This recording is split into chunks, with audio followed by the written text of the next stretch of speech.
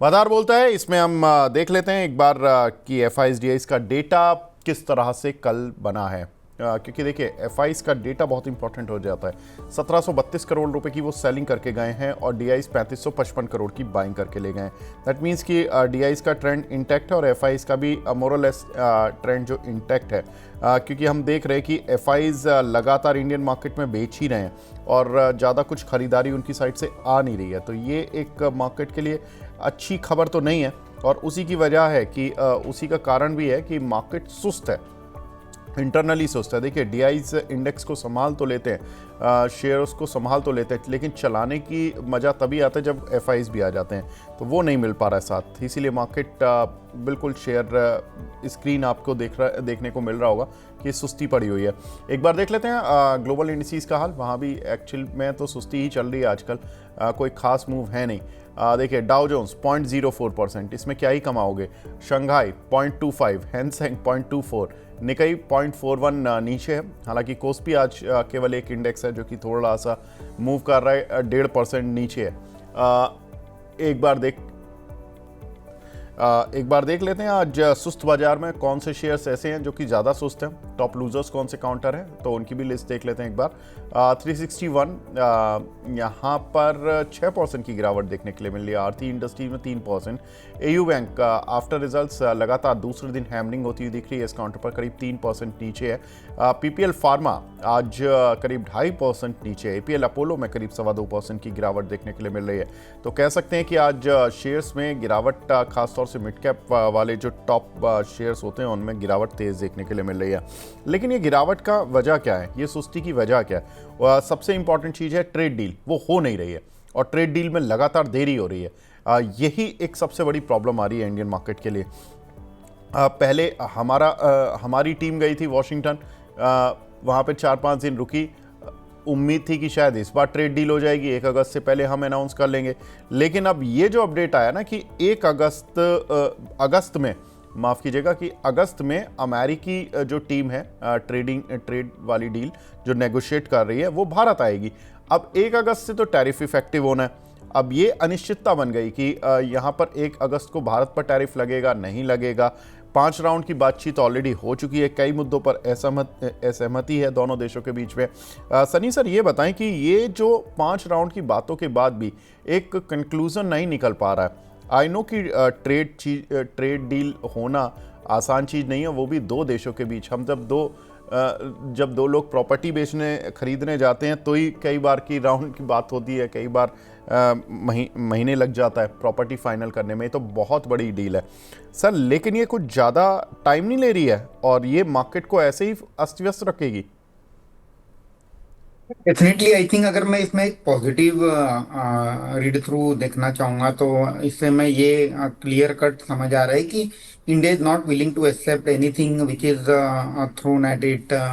मतलब उन्हें जो भी दिया जा रहा है यूएस की ओर से, हम जस्ट विद ब्लाइंड आइज हम एक्सेप्ट नहीं कर रहे हैं। We are trying to negotiate hard so as to protect the interest of domestic industries. जैसे कुछ पॉइंट पहले भी हमने डिस्कस किए थे, एग्री और डेयरी प्रोडक्ट्स को लेके यूएस की इच्छा है कि इंडिया में वो मार्केट ओपन कर दिया जाए। जीएम जो जेनेटिकली मॉडिफाइड सीड्स है उसका इंपोर्ट अलाउ किया जाए, जिसके लॉन्ग टर्म काफी एक बुरे इम्पैक्ट हम जनरल हेल्थ के परस्पेक्टिव से और फार्मर और जो डेयरी डिपेंडेंट जो लोग हैं उनके ऊपर आ सकता है। तो I think India is trying to negotiate hard on that front, which is again a positive sign rather than accepting any जल्दबाजी में कुछ तो डील कर लेना जिसका लॉन्ग टर्म में काफी निगेटिव इम्पैक्ट होगा। तो I think that's a good sign. On coming to equity market, definitely अगर ये डील जब तक नहीं होगी तब तक एक अनसर्टेनिटी बनी रहेगी इक्विटी मार्केट फ्रंट पर। और ये डील का होना एक काफी इंपॉर्टेंट रहेगा टू डिसाइड दी मार्केट की जो डायरेक्शन है वो किस तरफ जाएगी, so that market should move on to the next important data point या पैरामीटर। तो आपने बहुत सही कहा कि जब तक ये ट्रेड डील नहीं होगी तब तक मार्केट में अनसर्टेनिटी बनी रहेगी। बिल्कुल सर, क्योंकि ये लोग हर बार सोचते हैं, एक ऊपर से जो लोग नहीं भी सोच रहे होते तो डोनाल्ड ट्रंप सोचने के लिए मजबूर कर देते हैं। ऐसे स्टेटमेंट देके कि we are very close to have a deal with India, इस तरह के स्टेटमेंट देके, और वो कम से कम 3-4 बार ऐसे स्टेटमेंट दे चुके हैं। तो मार्केट हमेशा ये सोचता है कि शायद डील होने वाली है। ऐसा लगता है वो ट्रेडिंग असली तो उन्हीं की तरफ से आ रही है, कि उन्हीं की तरफ से बाय सेल कॉल आ रही है मार्केट को लेकर। सर लेकिन एक चीज़ बताएं कि ये ट्रेड डील के चक्कर में जब पहली और दूसरी बार बातचीत हुई थी तो उस समय पर टेक्सटाइल शेयर्स, फुटवेयर शेयर अच्छे चले थे। उसके बाद ये भी सुस्त पड़ गए क्योंकि इन्हें भी दिख गया कि जब तक ट्रेड डील नहीं होगी, जब तक हमें शांति रहना है। अभी क्या करें सर? ये मौका है शांति में फ़ायदा उठाने का, ये शांति रहेंगे डील के बाद भी? Again, rather than taking only trade deal as one of the parameter to identify कि स्टॉक में इन्वेस्ट करना है कि नहीं, आई थिंक हमें होलिस्टिक अप्रोच लेना चाहिए। अल्टीमेटली मार्केट जो है वो अर्निंग ग्रोथ से चलता है, तो I think as an investor हमारा यही काम होना चाहिए कि मार्केट में ऐसी कौन सी कंपनी है या ऐसे कौन से सेक्टर है जो आने वाले 4 से 8 क्वार्टर में एक बेहतर अर्निंग ग्रोथ दिखा सकते हैं और जो डिसेंट वैल्यूएशन पर भी ट्रेड हो रही है। तो ऐसे कुछ चुनिंदा कंपनीज की यूनिवर्स या लिस्ट बना के रखिए और gradually maybe we can track those companies and add in a portfolio.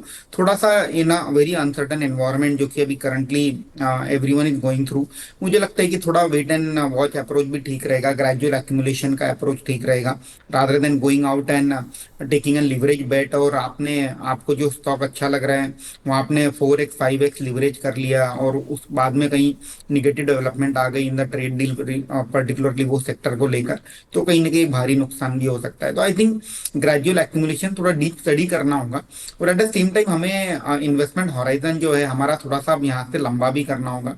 Don't expect कि ये मान के चलिए कि आने वाले 3 से 4 महीने शायद ये ट्रेड डील और अलग अलग जो डेवलपमेंट है उसी के चलते मार्केट में वोलेटिलिटी चलते रहेगी।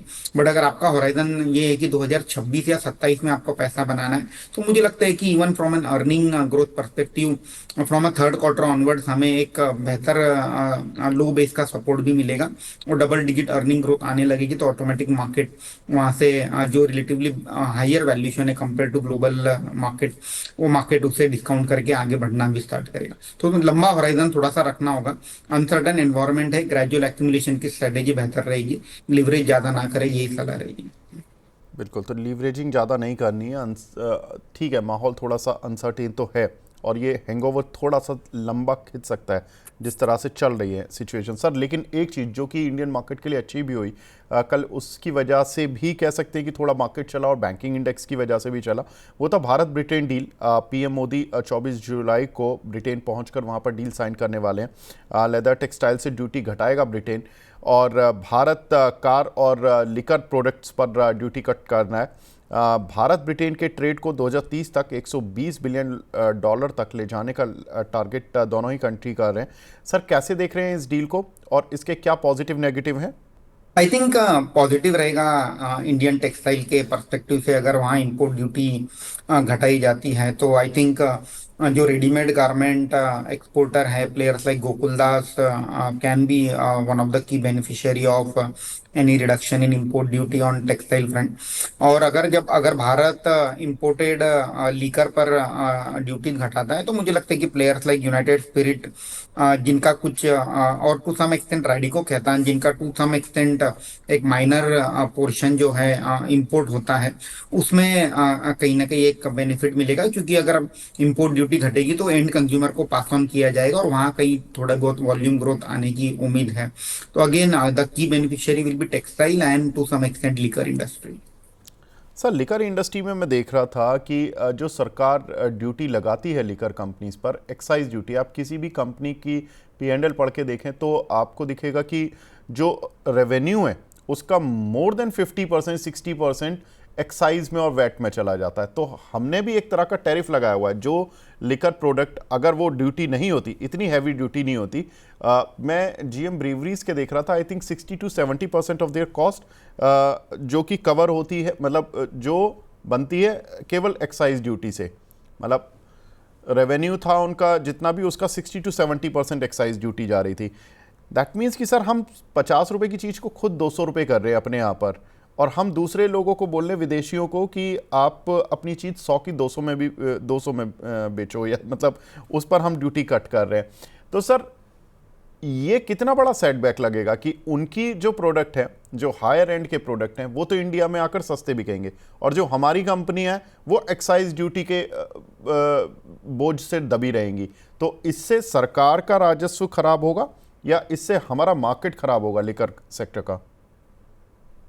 अगेन अगर आप ओवरऑल लीकर इंडस्ट्री की स्ट्रेटेजी देखेंगे पिछले 3-4 साल से, तो कहीं ना कहीं ओवरऑल इंडस्ट्री में बेसिकली स्ट्रक्चर ऐसा है कि मेजोरिटी जो लो एंड प्रोडक्ट होते हैं, those are the volume drivers, but वहाँ मार्जिन थोड़े कम होते हैं। और जो प्रीमियम प्रोडक्ट होते हैं वहाँ थोड़े वॉल्यूम कम होते हैं, but they they are margin accretive business. तो जितनी भी लिस्टेड कंपनीज है उनकी रणनीति यही रही है पिछले 3-4 सालों से कि अपना जो पोर्टफोलियो है वो प्रीमियमाइजेशन की और लेके चले। Coming to the competition because of this cut in import duty, definitely जो प्रीमियम प्रोडक्ट पोर्टफोलियो है कंपनीज का, वहाँ थोड़ा बहुत कहीं ना कहीं because of this reduction in import duty जो बाहर के जो ब्रांड्स है उन्हें उनकी कीमतें कम होती नजर आएगी। तो to some extent definitely competition बढ़ सकता है।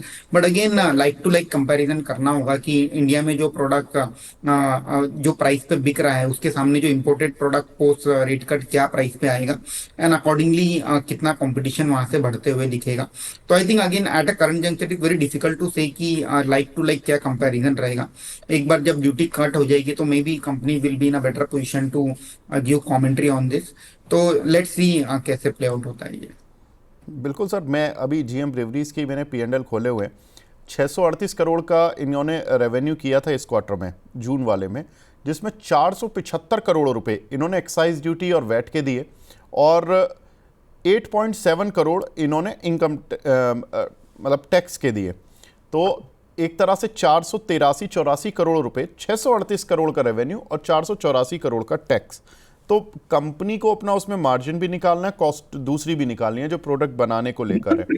तो ये मैं एक और कंपनी का ऐसा ही पढ़ रहा था, तो ये 2-3 कंपनियों का मैंने देखा, तो ये तो बहुत ही सीवियर टैक्सेस हैं जो हमारी इंडियन गवर्नमेंट खुद इनसे वसूल करती है।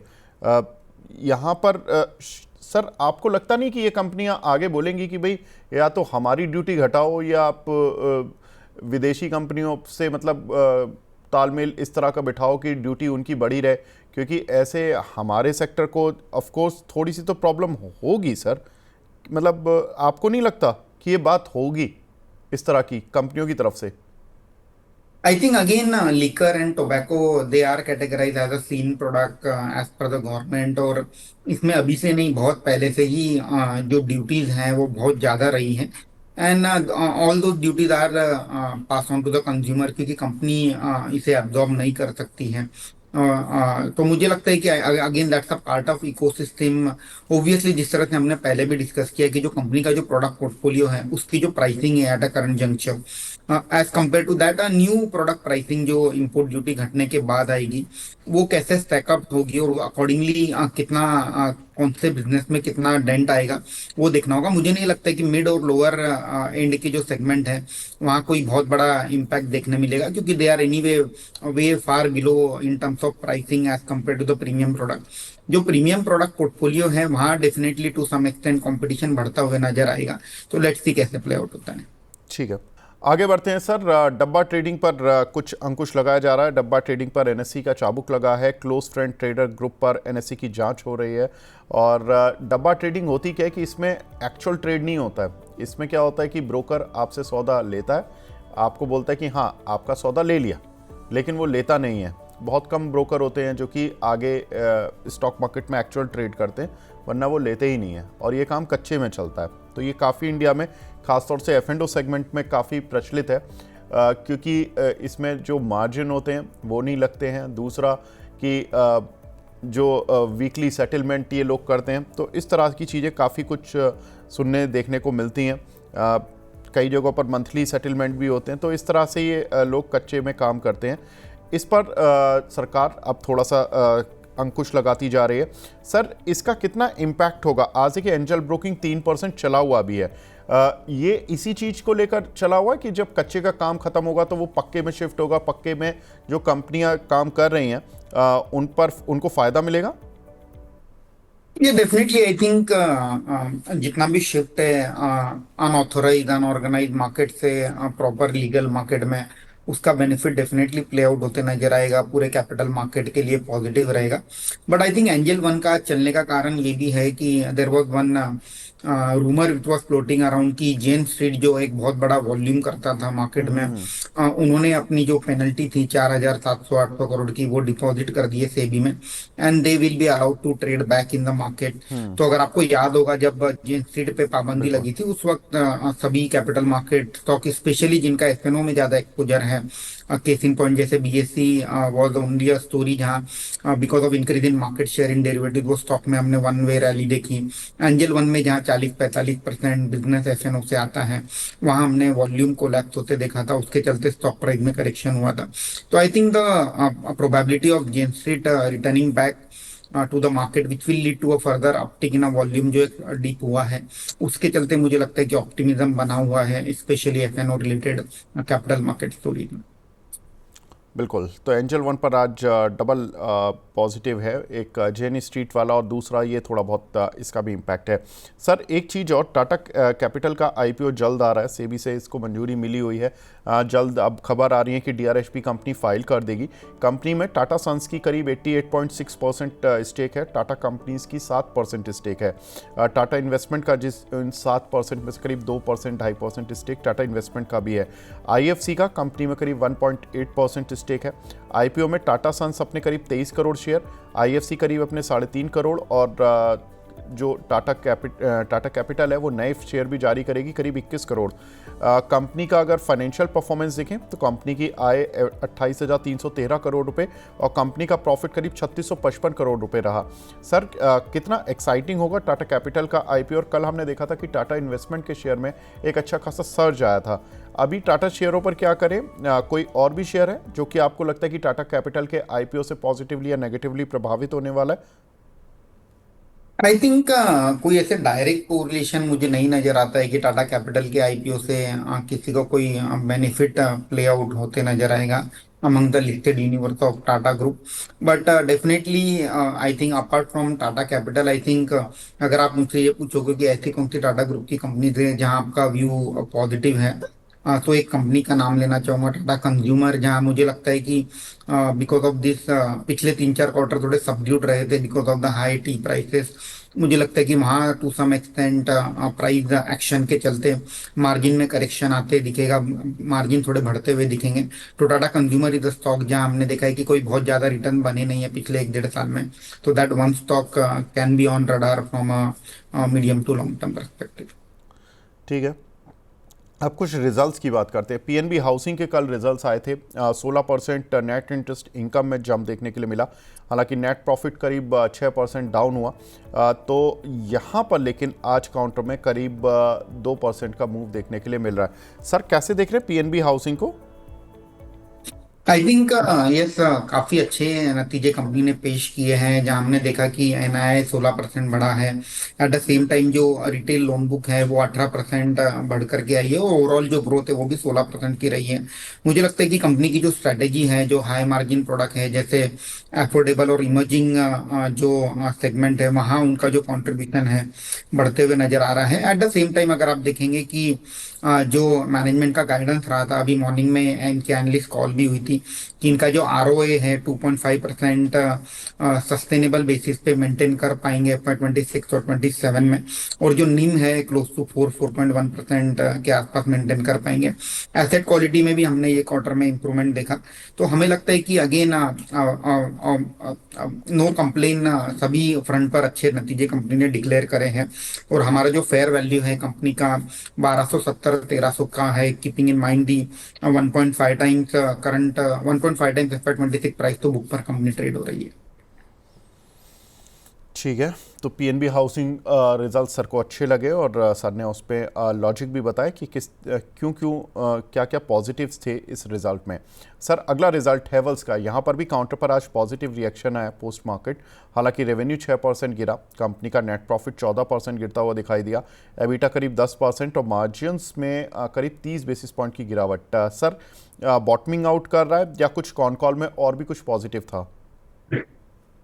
आई थिंक हेवल्स के रिजल्ट में अगर थोड़ा आप डीप डाइव करेंगे तो इनका जो समर पोर्टफोलियो है, बेसिकली जो लॉयड ब्रांड का जो एयर कंडीशनिंग पोर्टफोलियो है, वहाँ हमने डी ग्रोथ देखा। और उसके पीछे सभी को पता है कि ट्रंकेटेड समर रहा था, अनसीजनल रेन हमने देखा, और पूरे इंडस्ट्री में, एसी इंडस्ट्री में इस बार जो ग्रोथ है कोई बहुत ज़्यादा खास नहीं आई, इनफैक्ट डी ग्रोथ हुआ है। उसी के चलते ओवरऑल जो कंपनी के नतीजे हैं वो ऑप्टिकली वीक लग रहे हैं। बट अगर आप उनके बाकी के सेगमेंट देखेंगे, whether it is switch gear, cables and wire, lighting, तीनों ही बड़े सेगमेंट में कंपनी ने अच्छी खासी ग्रोथ रिपोर्ट करी, और वहाँ आउटलुक भी रिलेटिवली बेहतर है।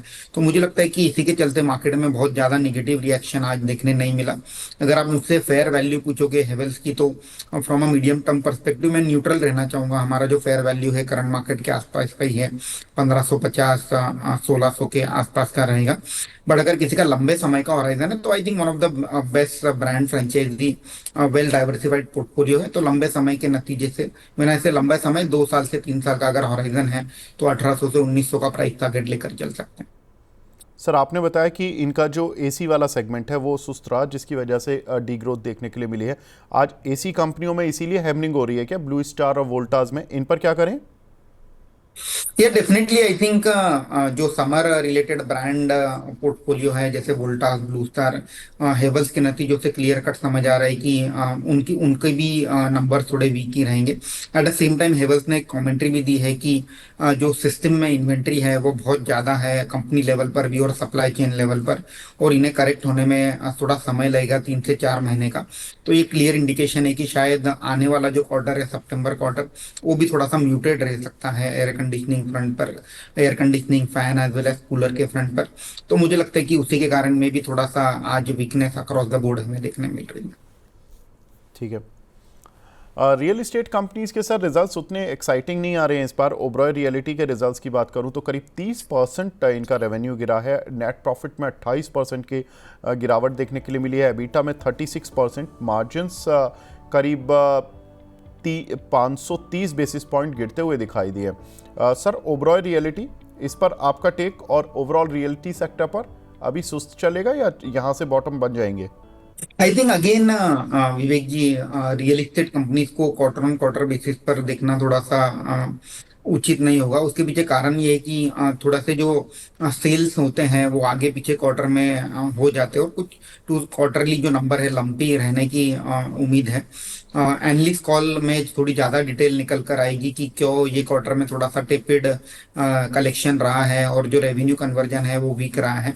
आई थिंक बट अगर आप लॉन्गर टर्म हॉराइजन पर देखेंगे तो I think Oberoi realty has delivered a very solid set of growth over the last 5 to 10 years। और मुझे लगता है कि आने वाले समय में भी जिस तरह से प्रॉपर मिक्स है इनका, on one hand residential property, on other hand जो कमर्शियल प्रॉपर्टीज है, उससे एक काइंड ऑफ एन्युटी इनकम आती है। तो I think it's a very good business which should be a part of your portfolio. अगर कुछ वीकनेस दिखती है आने वाले कुछ समय में तो डेफिनेटली ग्रेजुअली एक्यूमुलेट करना चाहिए। और रही ओवरऑल रियल एस्टेट की पैक की बात, तो I think there are selective companies जहां मुझे लगता है कि एक रिलेटिव आउट परफॉर्मेंस आएगा इन terms of performance. Case in point जैसे ब्रिगेड एंटरप्राइज, शोभा, जो हम जहां हमें लगता है कि वैल्यूएशन के परस्पेक्टिव से भी थोड़े से चीपर कंपनीज हैं, और एट द सेम टाइम वहाँ आउटलुक भी थोड़ा बेहतर है। तो कंपनीज लाइक ब्रिगेड, शोभा, और फॉर दैट मैटर स्मॉल और mid size companies which are focusing on Mumbai based market like Sunteck Realty, Marathon, Nextgen, ऐसी कुछ चुनिंदा कंपनीज रडार पर होनी चाहिए। एजीआई ग्रीन पैक का यहाँ पर सर एक और रिजल्ट ये इसमें देखने के लिए मिला हमने कि रेवेन्यू में जहाँ पर कि डाउन देखने के लिए मिला, नेट प्रॉफिट में 7% डाउन था, एबिटा करीब 8% गिरता हुआ दिखाई दिया, एबिटा मार्जिन्स में 120 बेसिस पॉइंट की गिरावट देखने के लिए मिली। सर इसमें आपने अगर इस काउंटर को ट्रैक करते हो तो इसमें कुछ डीप डाइव करने की कोशिश की हो? आई थिंक विवेक जी, इसमें देर वर सर्टन वन ऑफ जिसके कारण ऑप्टिकली नंबर वीक लग रहे हैं। एट द सेम टाइम इसके अगर आप प्रेस रिलीज देखेंगे तो इसमें कंपनी ने एक अपनी नई स्ट्रेटेजी पेश करी है, जिसमें जो ग्लास बिजनेस है वहां से डाइवर्सिफाई करके एल्यूमिनियम कैन सेगमेंट में फोरे करने का जिक्र किया। I think that that has been taken positively by the street. बाकी इसकी जो फर्दर डिटेल है मुझे लगता है कि जो एनालिस्ट कॉल होगी उसमें निकल कर आएगी। आई थिंक जो जो एल्यूमिनियम कैन बिजनेस में इनका जो फोरे हो रहा है वो स्ट्रीट को अच्छा लगा, और उसी के चलते आज आई थिंक पॉजिटिव रिएक्शन देखने मिल रहा है। ठीक है। तो काउंटर आज डे हाई पर ही चल रहा है इस समय, ज़बरदस्त परफॉर्मेंस दिखाता हुआ दिख रहा है जी ग्रीन पैक, जबकि रिजल्ट्स थोड़े से वीक आए हैं। सर ने बताया कि वन ऑफ की वजह से, वन ऑफ होते हैं मतलब कि वन टाइम आइटम, जिसकी वजह से कई बार प्रॉफिट गिर जाता है और उसको स्ट्रीट इतना सीरियसली लेती नहीं है अनटिल अनलेस कोई इस तरह की नेचर हो कि कंपनी के आगे फंडामेंटल ख़राब करे। लेकिन जो वन ऑफ्स होते हैं जनरली उसको स्ट्रीट इग्नोर कर देती है और उसी का कारण है कि कंपनी के रिजल्ट ख़राब आए, बावजूद उसके शेयर अभी डे हाई पर चल रहा है और ज़बरदस्त निचले स्तर से अच्छी रिकवरी दिखाई है। ऑलमोस्ट 860 रुपये के भी नीचे आ गया था ये 856-57 की रेंज से, और शानदार घुमा ये काउंटर, अभी 910 आ गया। ऐसे सुस्त मार्केट में कम से कम रिजल्ट्स का ही सहारा है जहां पर कि थोड़ा बहुत मूव देखने के लिए मिल रहा है। 50 रुपये का मूव ऑलमोस्ट इस काउंटर पर आ चुका है। सनी सर, ये बताइए कि अभी आपकी रडार पर कौन कौन से स्टॉक्स हैं? विवेक जी, मैं होटल सेक्टर पर फोकस करना चाहूंगा। और इंडियन होटल, मुझे लगता है उसके नतीजे काफी अच्छे नतीजे आए थे और आने वाले 3 से 5 सालों में 15% की जो ग्रोथ है हम वो एक्सपेक्ट कर सकते हैं। तो Indian Hotel of late correct भी हुआ है, तो दैट्स मुझे लगता है कि रिस्क रिवॉर्ड फेवरेबल लगता है। होटल सेक्टर से इंडियन होटल को रिकमेंड करना चाहूंगा। और at the same time NBFC से हमें चोला फाइनेंशियल अच्छा लगता है, जहां हमें लगता है कि व्हीकल फाइनेंस का जो एक्सपोजर है ग्रेजुअली कम होते जा रहा है। नए प्रोडक्ट में कंपनी ने फोरे किया है और आने वाले समय में 20 से 25% की ग्रोथ कंपनी मेंटेन करेगी। तो चोलामंडलम फिनेंशियल को मैं रडार पर रखना चाहूंगा from a medium to long term perspective. ठीक है, तो इंडियन होटल और चोलामंडलम फाइनेंस, ये कंपनी दो जो कि सर ने बताया कि यहाँ पर सर का पॉजिटिव आउटलुक है इन दोनों शेयर पर। सनी सर, आप हमारे साथ जुड़े, बहुत बहुत शुक्रिया सर हमसे जुड़ने के लिए और अपना प्रीशियस टाइम देने के लिए। Thank you sir. Thank you. Thank you sir. आगे बढ़ते हैं और अब दर्शकों की क्वेरी लेने का समय आ गया है, लेकिन अंशुल जी हमारे साथ जुड़े हुए हैं। अंशुल भाई, कहाँ दिख रहा है इंडेक्स? पहले इंडेक्स का हाल बता दीजिए। तो नमस्कार। नमस्कार। तो इंडेक्स तो वही कर रहा है जो कल अपन एक्सपेक्ट कर रहे थे। वो पलट के ऊपर आया है, डे हाई पे क्लोज हुआ है। आज सुबह से हल्की सी वीकनेस है, बट इवेंचुअली 57,049, 57,100 यही जोन में अटक रहा है। तो 4 दिन लगा के जब भी निकलेगा बढ़िया तेजी आ जाएगी।